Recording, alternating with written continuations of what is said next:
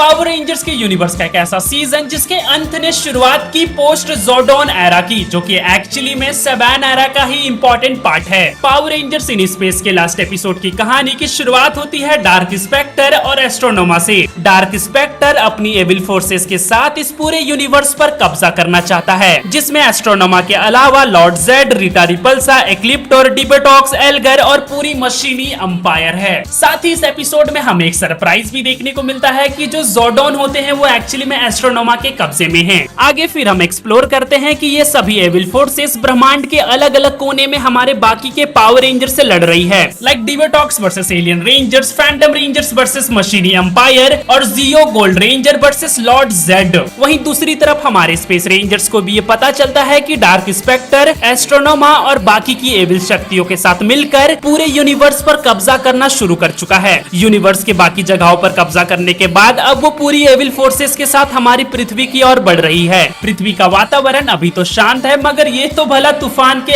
आने की पहले की शांति है। पूरी एविल फोर्सेस पृथ्वी पर कब्जा करने के लिए पहुंच चुकी थी, जहां वो अपने वेलोसिटी फाइटर्स के साथ sky towers, commercial complex, apartments, road सब कुछ बर्बाद करने लगती है। लेकिन हमारे स्पेस रेंजर्स वहां पर सही समय में पहुंच जाते हैं, जहां शैतानों को मारने के साथ साथ वो सभी पृथ्वीवासियों को रेस्क्यू करने का भी काम करते हैं। मगर इन शैतानों की संख्या अनगिनत थी, जिन्हें हमारे स्पेस रेंजर्स के लिए हरा पाना नामुमकिन था। यहाँ तक कि रेड रेंजर एंड्रोस का बैटलाइजर भी उनके सामने साधारण दिख रहा था। जस्ट इमेजिन करो कि वो लोग कितने पावरफुल थे। स्पेस रेंजर्स उन शैतानों के सामने कमजोर पड़ने लगे थे। सिचुएशन इतनी एस्केलेट हो चुकी थी कि रेंजर्स एक एक करके डिमॉर्फ होने लगे थे। पहले एंड्रोस एस्ली, देन कार्लोस कैसी और आखिर में टीजे अपने रेंजर सूट से डिमॉर्फ हो गए थे। दूसरी तरफ एस्ट्रोनोमा ने जो वादा डार्क स्पेक्टर से किया था इस यूनिवर्स को कब्जा करने का, उसमें वो बहुत ही क्लोज थी। लेकिन जिंदगी में सब कुछ आपके प्लान के हिसाब से चले ये तो जरूरी नहीं, और यहाँ पर भी कुछ वैसा ही हुआ। सुप्रीम पावर के लालच के चक्कर में डार्कोंडा ने स्पेक्टर को ही खत्म कर दिया,